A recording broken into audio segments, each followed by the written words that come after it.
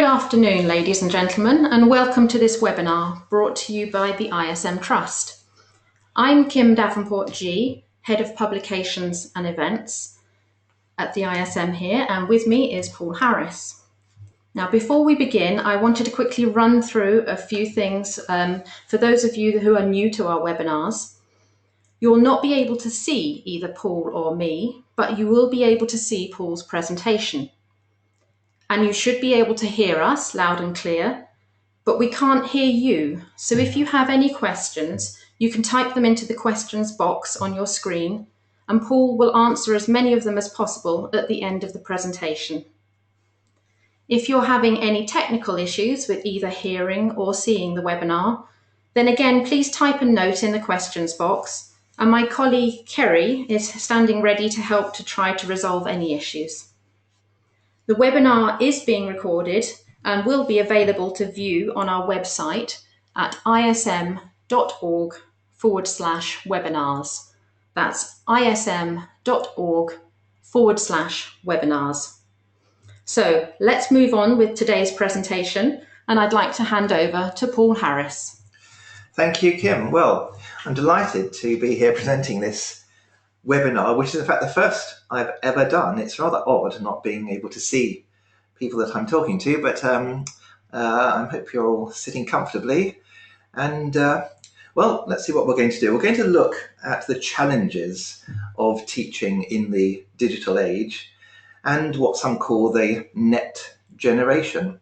Maybe this instills a bit of fear of the unknown in us. Are we going to have to reassess our teaching? Well, let's find out. First of all, what do I mean by the digital age? Well, here's a bit of a personal viewpoint, and it's certainly not in any way meant to be exhaustive, but I feel it's characterized by all the myriad of digital devices we're all connected to. It's the computer game, it's the age of the X factor, and it's the fact that we all seem to be too busy all the time. So let's have a look at today's learners, the net generation. What I mean by today's learners, in fact, is not necessarily all of them. There's always that 10% who are not going to be affected by anything, really. They're very dutiful, they kind of get on with their work. It's the other 90% who are influenced by the digital age. And we really want to connect with all those people. We need to manage them. They may be a little bit more difficult to manage. We need to manage them because the bottom line is that we want more of our pupils to keep going with their music because we know that to some degree it does make life a little bit better. So let's have a look at these. Well, of course, they communicate a lot and they do most of it virtually. In the old days, and I'm really talking about 5 years ago, maybe maximum, when young people came home, they entered their parents' world. They don't do that so much today because they're all connected to their peers, maybe one or two, maybe a whole load of them. And so in a way, parental influence ends at a much younger age. How that's going to pan out, we just have to wait and see, really. They spend a lot of time surfing the net, and that's good on the whole. They share their thinking. That's good. There's a certain amount of anxiety attached to that because if they are disconnected from their digital devices, they get anxious. I wonder who's been sending me messages and notifications. What have I missed? They like speed. They like the immediate push button culture, Instagram and all that other stuff. They're always looking for the next best thing, which makes them a bit impatient, but it's also exciting because the new one is going to do more than the old one. It's going to be even more multifunctional than the last. Maybe children are thinking, but what else can this piano do? And they come out of their first lesson maybe rather disappointed. But it also encourages the comparison culture. Not so good. They're always comparing themselves, not only their phone, they're comparing themselves with others. And we, of course, we do it as well. We compare ourselves with others all the time. And in a way, this leaves us never quite satisfied. They live in the age of the upgrade. It's the upgrade ethos. Now, their lives are dynamic, constant change. And in a way, the often slow-moving pace of learning doesn't always fit with this. They have access to virtually everything known to humanity in their pockets, as we do as well. Knowledge and information is so easily accessible, and this has to have some effect on our thinking.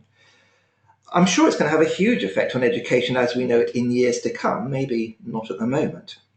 But for the time being, a lot of the net generation spend a lot of time simply exploring the world, surfing the net, discovering stuff that interests them, and that's a good thing. Self-directed learning, some call it.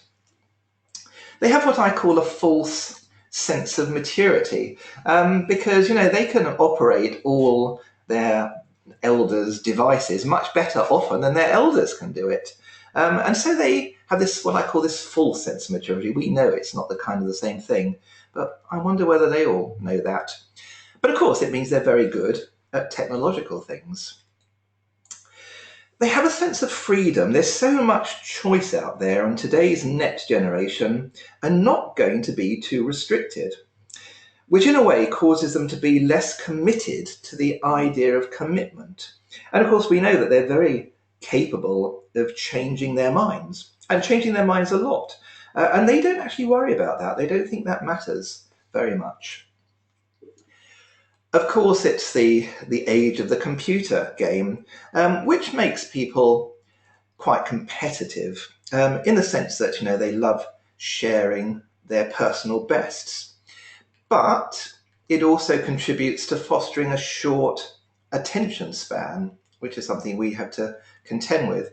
It encourages a desire for short-term goals, instant gratification. Maybe it contributes to a growth of impatience. And could computer games be said to be eroding the concept of teamwork, team spirit? I don't know. It's something we need to consider. Of course, everyone's too busy. Everyone's too busy. A friend of mine has a little 5-year-old recorder pupil, and just recently she said at the next lesson, "How did you get on with your practice this week?" And he replied, "Oh, sorry, I was too busy to practice." A 5-year-old.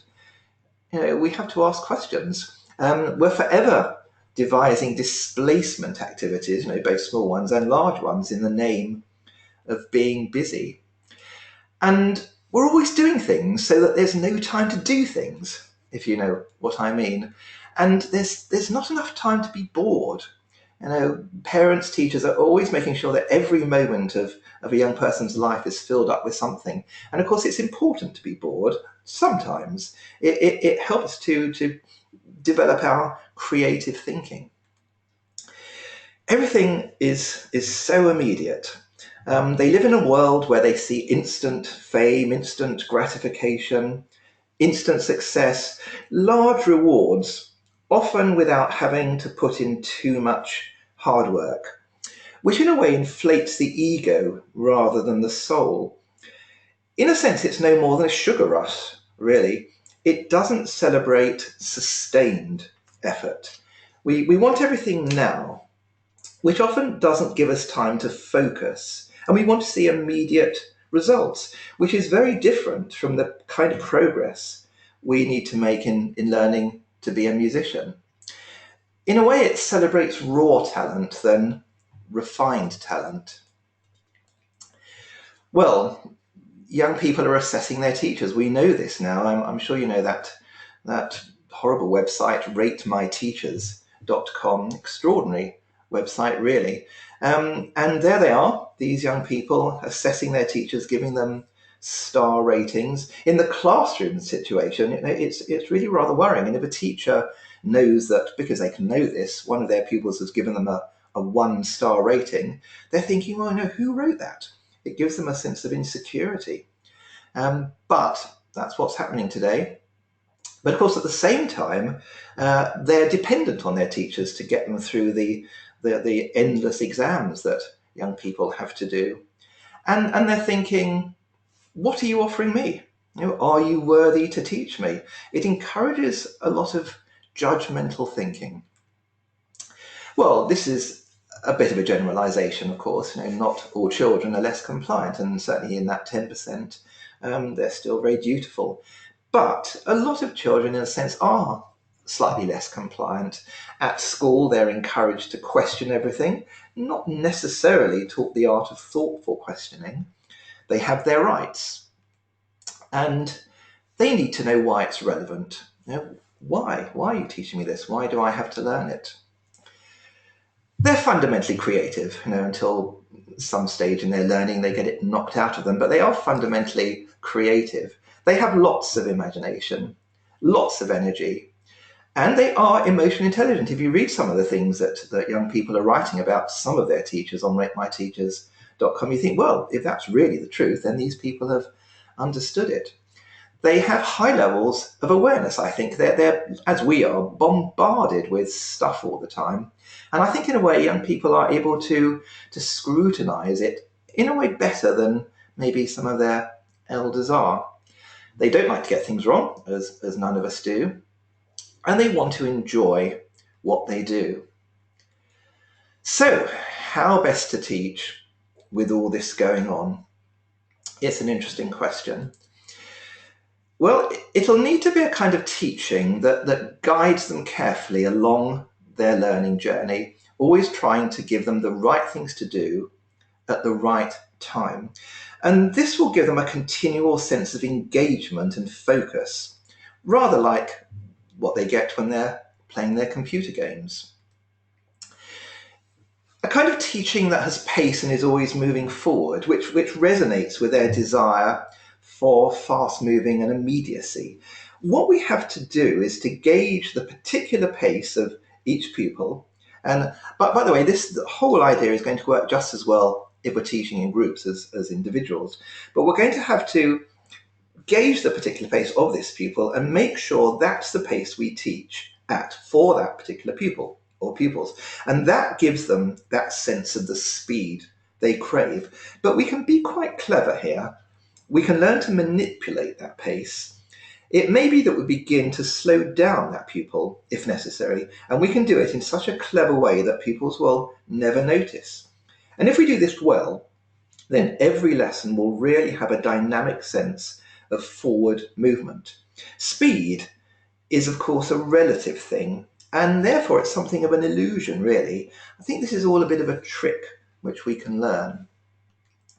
We need to teach in such a way that gives them a continual sense of progress, like they get in their computer games. And if the activities in the lesson are gauged correctly, presented as a series of short-term goals, then this is exactly what they'll get, a continual sense of achievement, a continual series of upgrades, if you like. We need to make sure that everything is always interesting and understandable, which makes it relevant for our next generation. If we understand what we're doing and why we're doing it, if it's clear that this thing, this particular skill, this particular bit of knowledge is worth working at, worth knowing, then it becomes absolutely relevant. And so we've satisfied our pupils' desire for relevance. And so, all being well, they will engage with the teaching and learning much more wholeheartedly. We need to make practice seem desirable so they won't come back to us saying they were too busy to have done any. We need to teach where there's a feeling of collaboration, which is the way so many young people like to operate these days. The way that they are continually digitally connected to each other is a strong kind of collaboration. So let's use this to our advantage.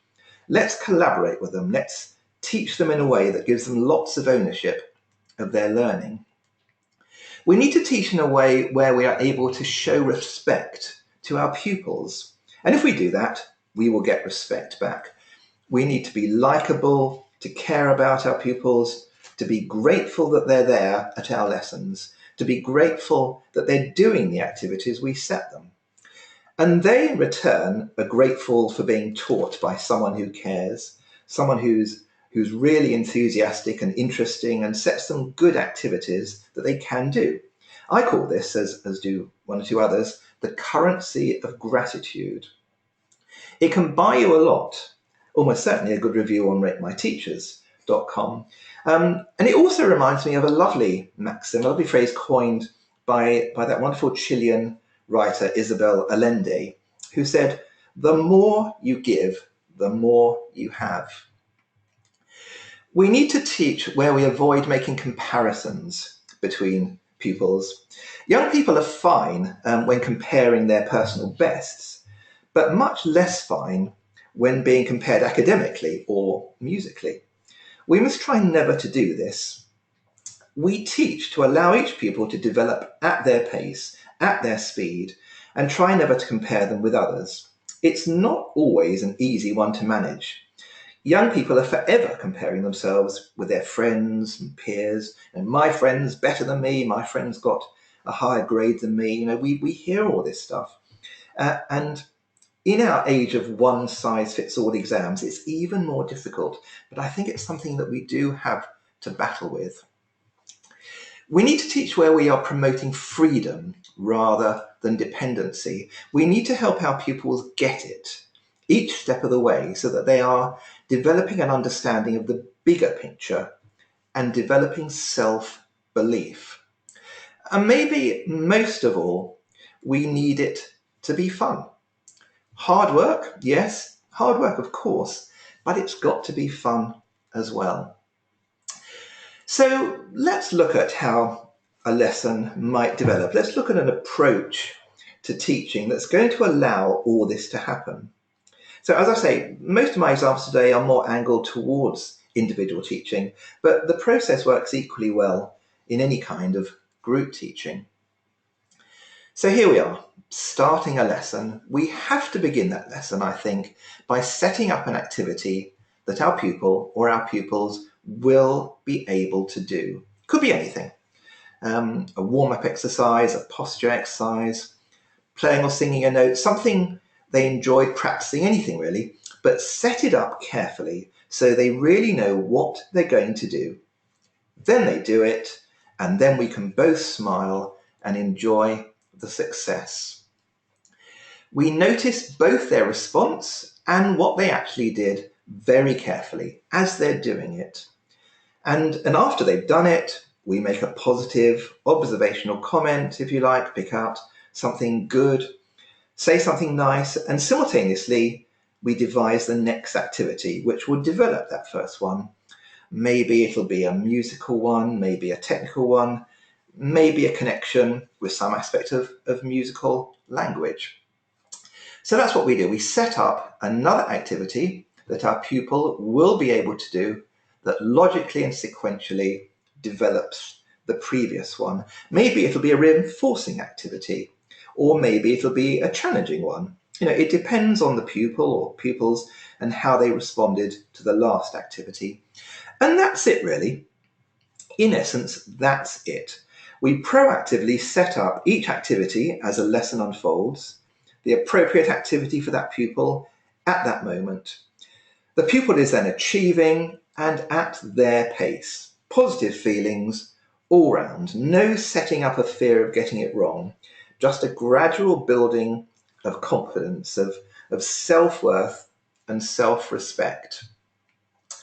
And being a proactive teacher rather than a reactive one is at the heart of an approach to teaching that many of you know I call simultaneous learning. Of course, we still react. We're reacting all the time. We react a lot. But we are reacting almost always to good work. And that makes such a huge difference.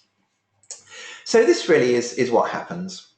We devise the next activity, preferably in collaboration with our pupil. The pupil carries out this activity successfully because of the way we set it up. We observe what they were doing and we respond. So let's have a little closer look at this response or this feedback, which we deliver with a smile or a nod or some encouraging words spoken in positive tones. This feedback, I think, has two elements.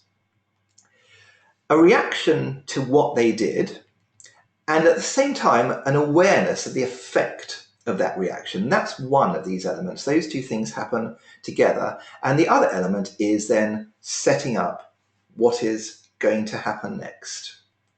And that might be an instruction, or it might be a question, or it might be some discussion. But what is important is that it's the appropriate activity for that pupil at that moment. And don't be in a hurry. Let the lesson progress at a natural tempo and at the speed of your pupil. The point is, that approach is continually engaging. The pupil is never left to feel bad because they did something they couldn't do or didn't understand. And we get into a flow when that really works. And we can all get there. And it leads to the most engaging and enjoyable teaching.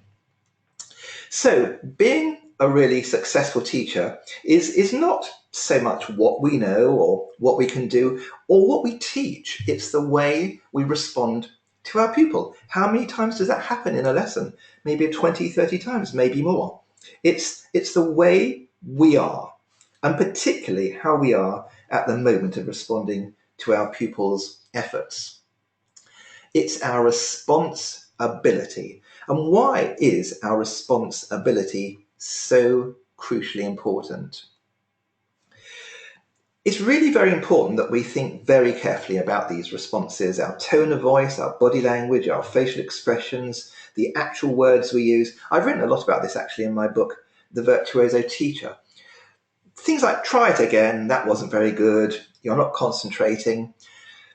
Even the slightest negative and dissatisfied feedback often puts the goal of a good performance somewhere into the realms of perfection that pupils feel they can never get remotely close to, as well as being upsetting and wasting time and causing frustration and maybe causing more lasting damage. It's certainly demotivating.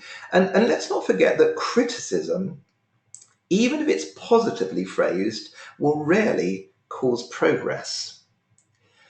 So, okay, neutral but non-personalised feedback.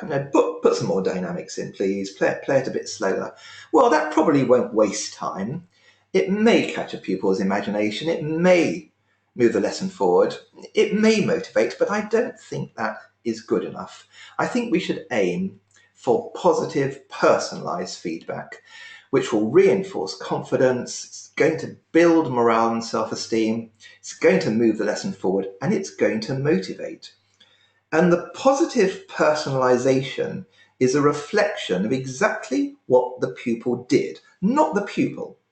You played that scale brilliantly, may lead to arrogance and dependency, but that scale was lovely. It was even and musically shaped. That sort of response leads to self-assurance and independence. Pupils thinking, I did that scale well. My teacher noticed. My confidence in myself grows. Well, they don't actually think that, but that's what's kind of happening in their minds. The personalization is in the detail of our feedback. We observe really carefully, and that fuels our feedback. And what's more, this kind of feedback truly engages our pupil. And if we are teaching the right thing for the right reasons at the right time, it's very likely our pupil will have been able to do whatever we ask them to do.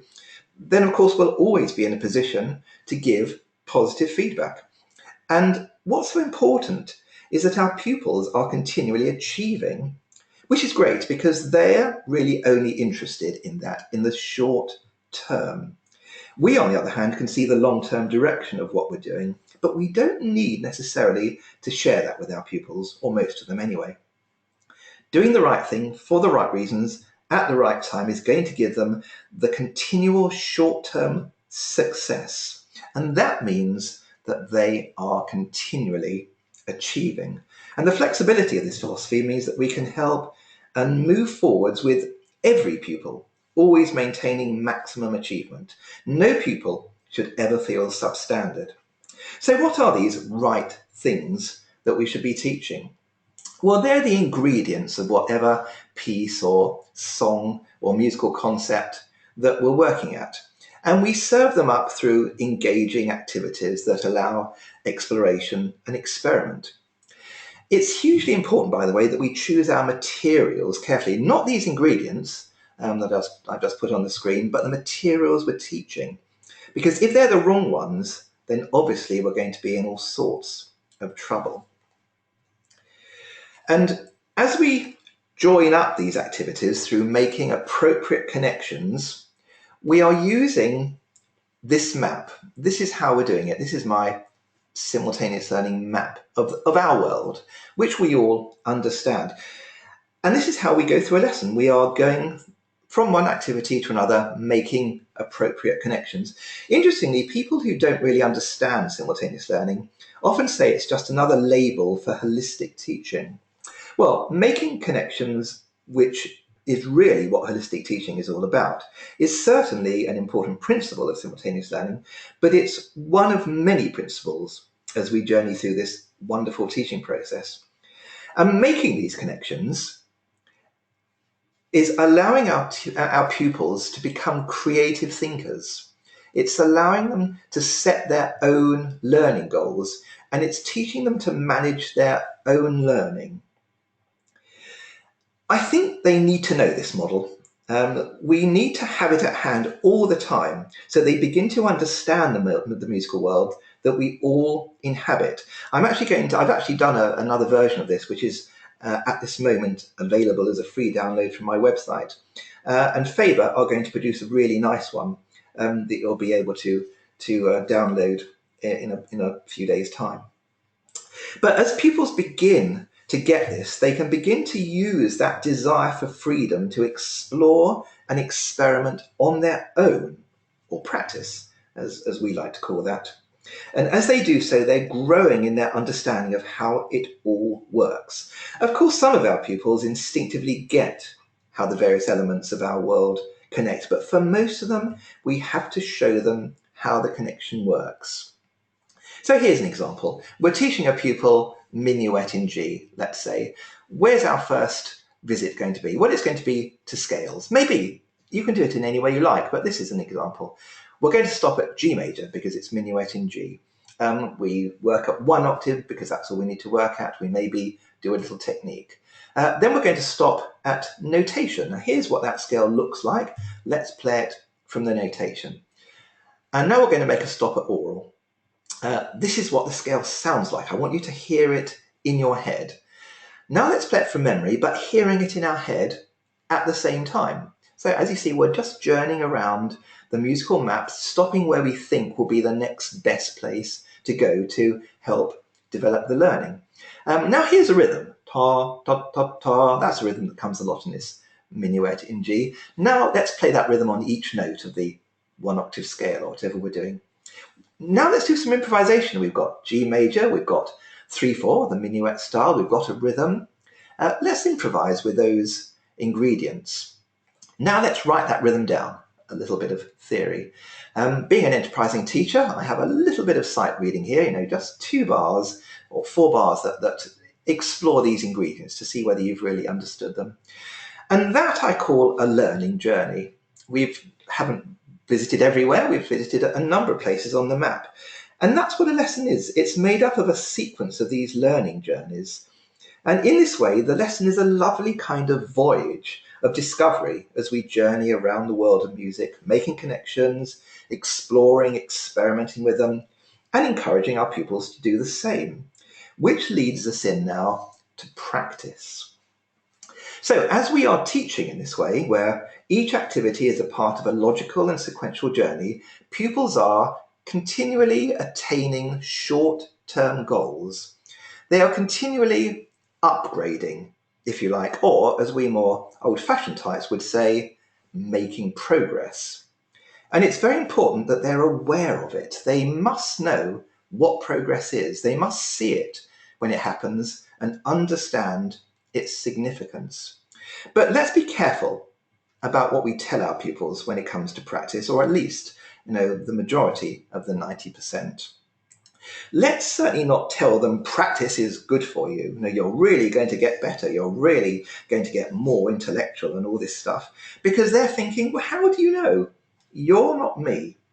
We shouldn't be in the business of telling them or trying to convince them to practice. Instead, what we do is try to activate practice, cause it to happen because our pupils want to do some. Make them realize that practice is simply an extension of the lesson. They're both part of the same progress.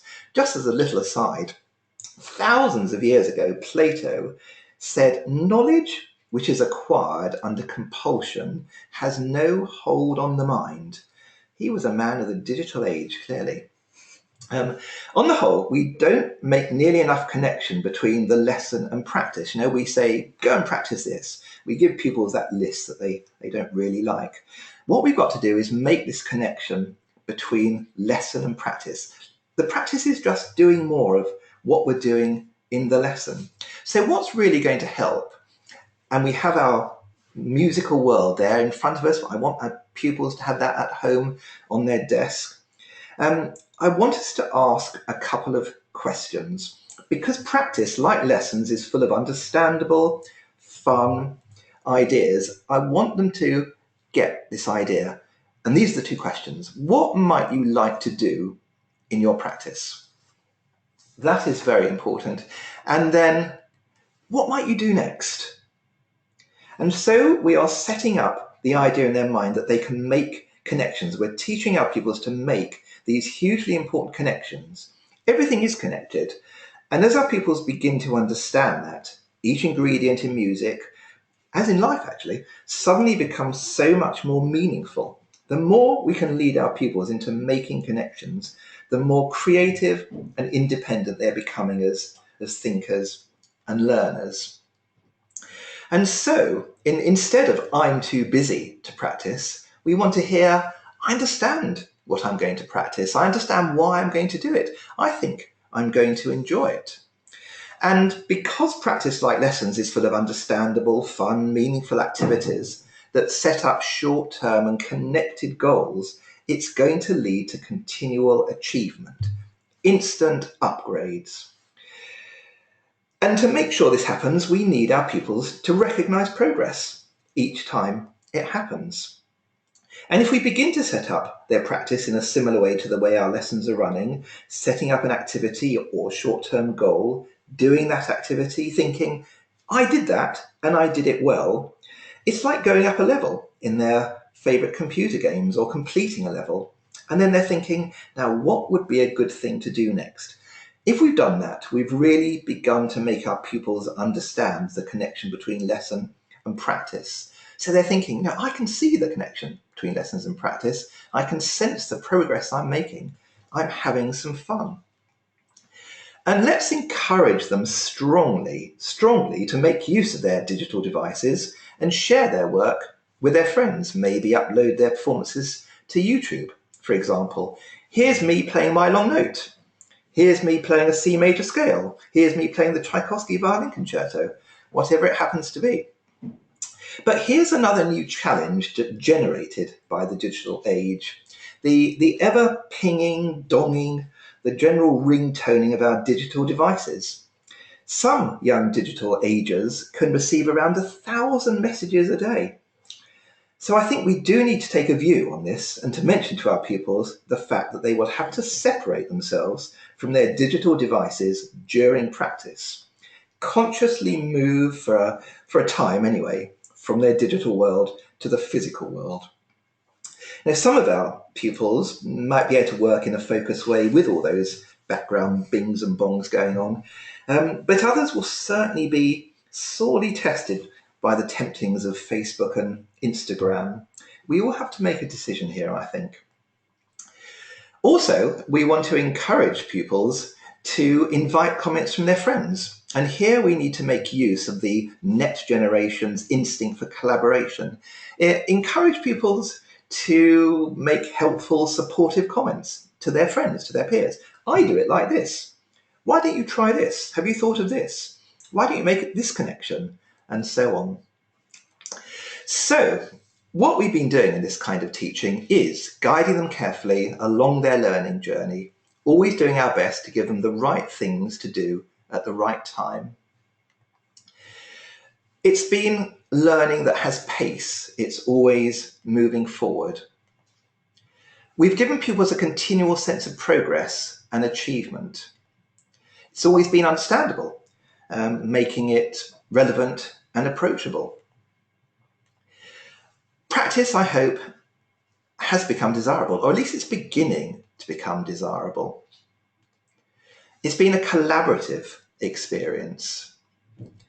We've encouraged a real sense of mutual respect.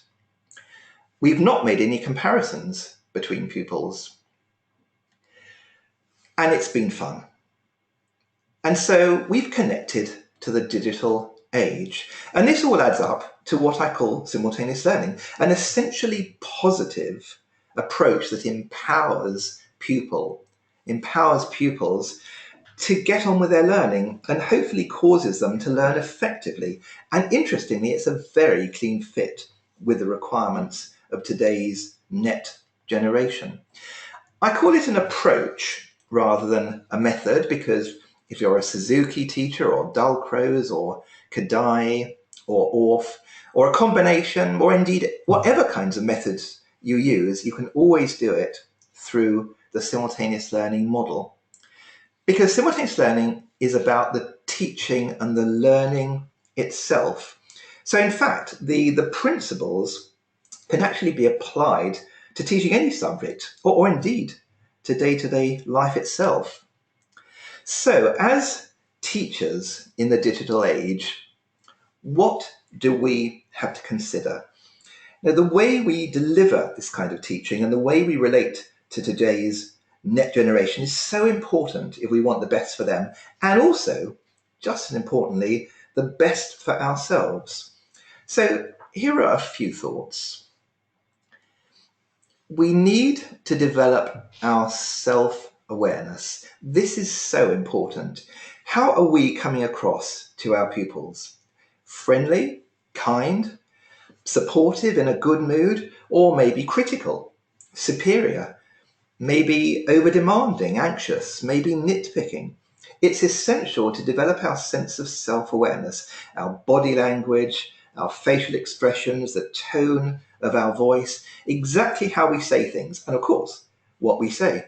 You'll remember that song, "It ain't what you say, it's the way that you say it." Well, actually, it is what you say, but the way that you say it is so crucial.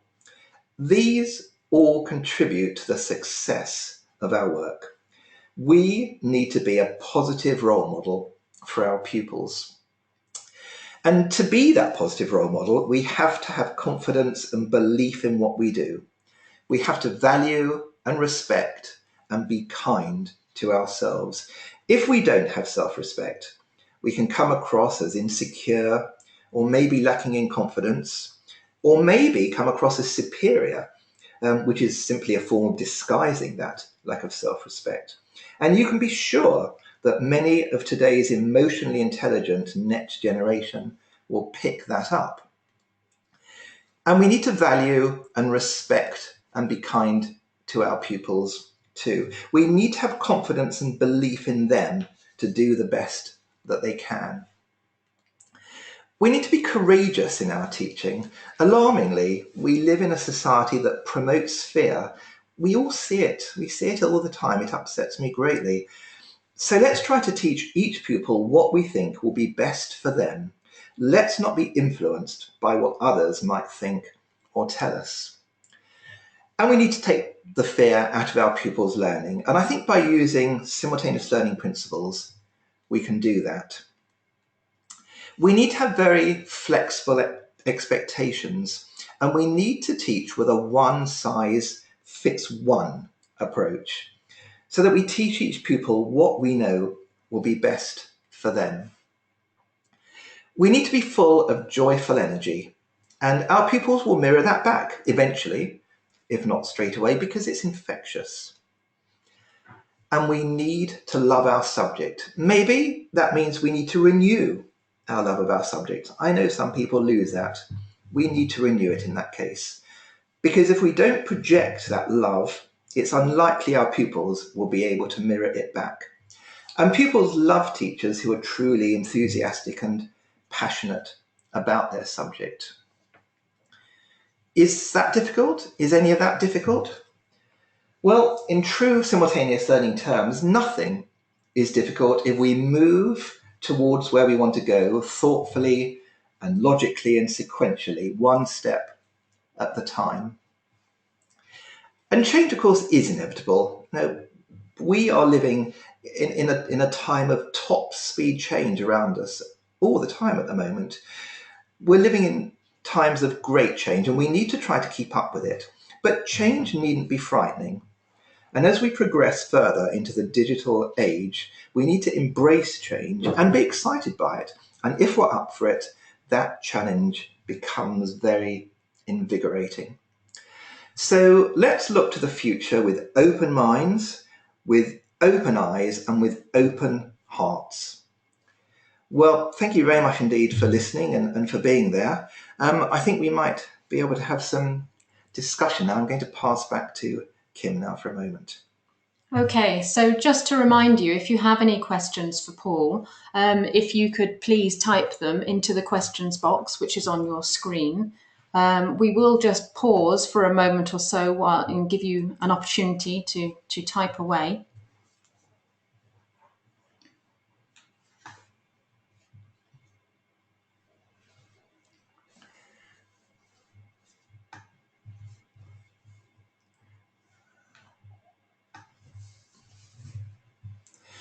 Okay,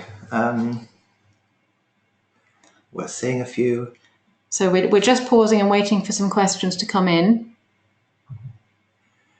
I think someone is asking about the someone's asking about the connections map. Well, at the moment, you can download it from my website, it's actually on that last slide. My website is paulharristeaching.co.uk. And if you have a look at my latest blog, it's there to download. Faber, my wonderful publishers, are going to create a nicer one, which you can either download or actually I think you'll be able to get it for free, and it's going to be on really nice thick paper. Okay. Another question, we're just trying to look at these questions box. Another question that's come in, Paul, is how to make the necessary repetitions motivating in practice. Okay, yes, the necessary repetitions. Well, it's a difficult one, and of course it's very important. But the fact is that we've got to teach our pupils to want to make those repetitions. They've got to see that, okay, one way I'm going to get around this particular thing is to do repeating, to repeat this particular technical exercise. And if they see the point of that exercise, then they'll do it. It's really a question of us making it very clear that they understand how they do it. And once they've got that idea that they can, then hopefully they will do those repetitions. Okay, and another question here. How do you approach teaching technique using your method? Technique is just one of the many areas that we teach, and we teach technique in a very incremental way. So we teach it in exactly the same way. We are either challenging a pupil or reinforcing. So, we're either reinforcing a technique or we're challenging that technique. So we start from a point, okay, you can do this. You can do this. Let's now take it one stage further. Now have a go at doing this. Okay, pupil does it, that was fine, or we may refine it a bit. Now we're going to take it one stage further and you're going to do this. Now, if we are teaching our technique in the same way we teach everything, incrementally, carefully, we give a pupil an activity, we think they're going to be able to do it, they can do it, then it moves forward in the same kind of way. If we give a pupil something they can't do or is just too many steps ahead, of course they're not going to be able to do it. They get demoralized, we get frustrated, and the whole thing kind of really doesn't work. I mean, that's an interesting question. I'd like to spend more time on it, but we can see loads of other questions coming up. Okay, yes, there's lots coming in now. So the next question, how do you avoid students getting teased or bullied by their peers when they share their scale or long-held note, etc., on YouTube with their friends and they get criticised for it? Well, I hope they don't get criticised for it. I think we've got to try this one out, really, or try it out more. Depends what kind of teasing they get, really. But I think if they get into a mindset where, okay, I'm going to share this because I want to share this idea with some of my friends. I want to see what reaction they're going to have. Hopefully, some of the reactions from some of their friends are going to be, yeah, I've done that as well. This is the way I do it. Or why don't you try it like this? Or why do you do this next? What we've got to do, and we are in a new generation now, we've got to start re-educating our pupils to change their mindsets, to be strong, and if they are teased, to say, okay, I'm not going to be teased by that. Say what you like. I'm interested in playing my long notes. I'm interested in playing my C major scale. I'm going to move forward, and I'm going to share this with this person or these people who are all learning alongside me. Let's share some ideas. I think we have to have a bit of courage there to go through with that and do our best. Okay, so encouraging students to attempt easy pieces at home as sight reading exercises, how do you achieve that? Okay, I mean, getting pupils to do anything at home, whatever it may be, really, is all to do with setting the right sort of mindset in their minds from what happens in the lesson. And if we do something and they say, now, we did that, you got it, did you enjoy it? Yes, I enjoy doing that. So when you're at home, why not have a go at the same thing? This is what you're going to do. We have to make it very clear. If we set pupils to do things at home and they're even slightly uncertain about it, the likelihood is they're not going to do it. So we have to make it very clear. This is what we're doing here. Look, we're doing this bit of sight reading now. We're sight reading a simple little piece. And you did it and you enjoyed it. When you're at home, I want you to have a go at the same thing. They're not going to do it if they don't understand what they're going to do. If there's any sense of, I'm not sure what this is about in their mind, it's very unlikely they're going to do it. It's all to do with how we set it up in the lesson, really. Okay, so how do you deal with pupils who are incredibly slow, still making progress, but very, very slow? Well, that's fine. They're just slow.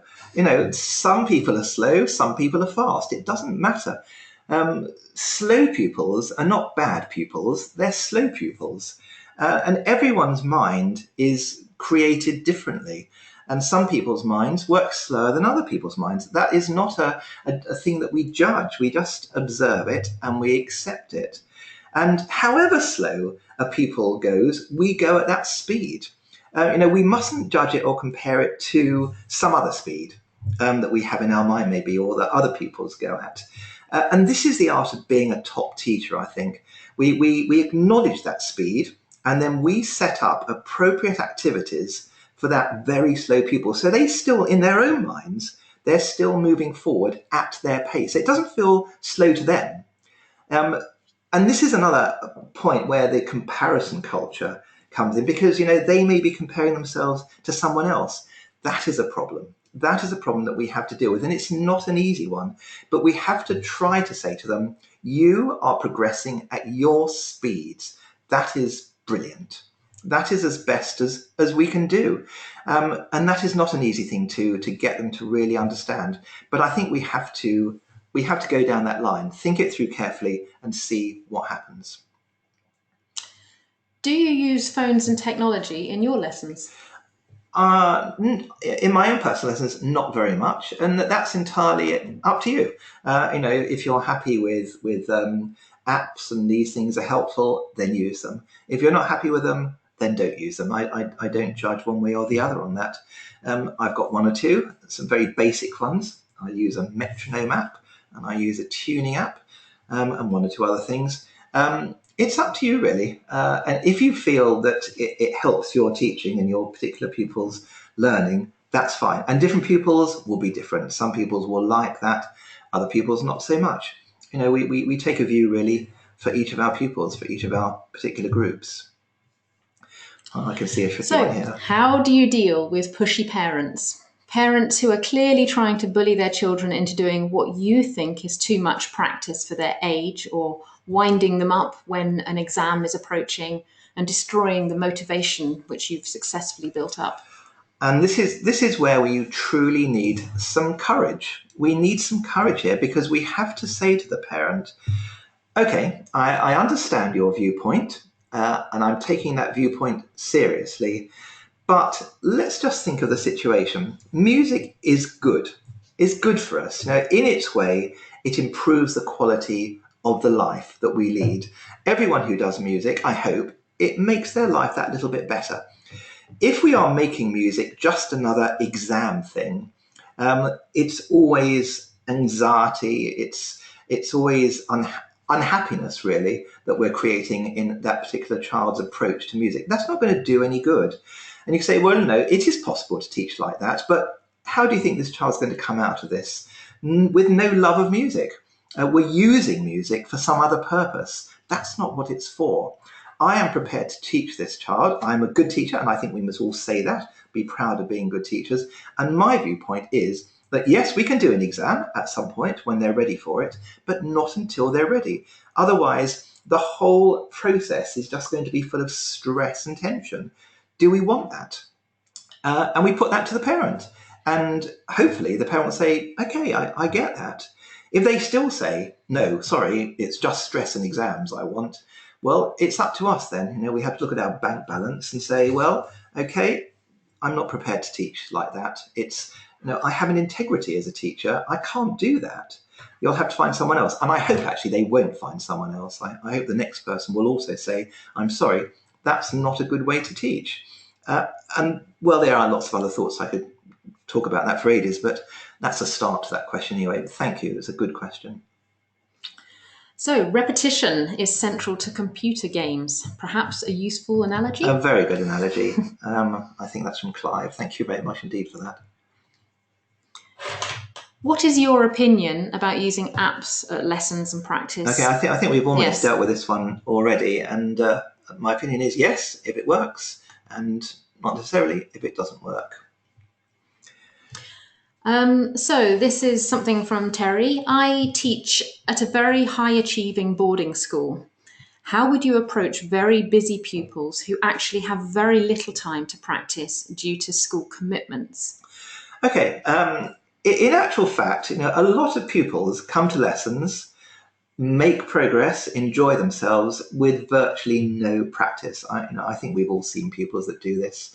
And so if they really don't have any time to practice, but they're coming to the lessons and they're enjoying them and you're enjoying them and you feel that progress is being made, that's fine. That's okay. It's not ideal, but it's fine. But perhaps you might say to them, well, how about just doing 1 minute's practice this week? But if they're honest with you, say, well, look, I really don't have any time to do any practice this week. Say, okay, fine.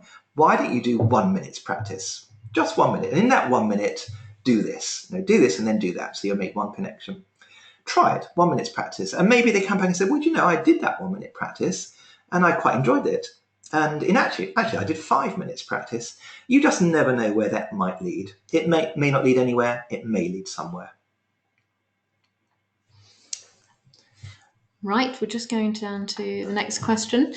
At what age do you think you can use the connections map with pupils? As young as you possibly can. And that's really my answer, as young as you can. So it's there. I think that map should be there on the table in our lesson. We look at it from times. Oh, look, this is the world of music. This is where we are at the moment. And do you get that? Oh, yes, I can see how that works. I can see how it's connected to that. Well, let's do an activity over there now because, isn't that a good idea? Or you choose the next place to go. Yeah, I think that's a good idea. And I think as young as we possibly can. Okay, we've got a couple of comments in thanking you as well for a brilliant webinar, Paul. Here, thank you very much. Somebody's asking, you mention emotional intelligence a lot and in your book, Virtuoso Teacher. Which resources and books would you recommend to further research these areas? Thank you. There is actually a book called, oh gosh, I never remember books on the spur of the moment. Is it called Emotional Intelligence? I think it may be. Tell you what, why don't you send me a message on my website, and I've got that book on my bookcase, and I'll give you the exact details. Yes, sorry to plug it. My book, if I may, The Virtuoso Teacher, does talk about that stuff quite a bit. I think the best idea for that actually is get in touch with me, send me an email, which you can do through my website, and I'll send you a bit of a reading list. Okay. Are there any more questions? There was any more questions from anybody? If you'd like to type away. There was one further back. Should simultaneous learning become part of a better national curriculum? Oh, yes, I would say. Absolutely. This is not really the forum for me to start spouting my real ideas or my real thinking about education in general, which I think is in a big mess. But yes, of course, I'd like that kind of thinking, that kind of teaching, that kind of learning to be part of the national curriculum, because it seems to me that it's reasonably obvious that it works. This idea of teaching children stuff and then making them regurgitate it at a one-size-fits-all exam is not ideal. It's not ideal. There's no doubt about that. And there's obviously a few young people who are brilliant with that, and that's great. And but there's loads who are not brilliant with that. And what does it do? It leaves them confused. It leaves them unhappy. Sometimes it leaves them angry. And this is not what we want education to do. And so, yes, I absolutely think the simultaneous learning kind of concept should become of a better national curriculum. So thank you for that question. Okay, so if that's all the questions.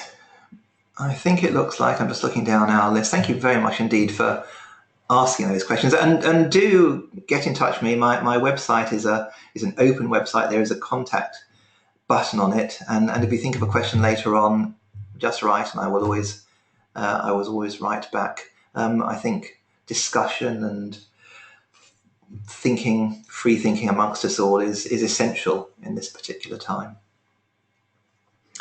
Okay, so if you've enjoyed today's presentation and you happen to live in Scotland, then Paul will be coming your way in October to deliver a one-day seminar, The Virtuoso Teacher, on Saturday the 29th of October at the University of Aberdeen.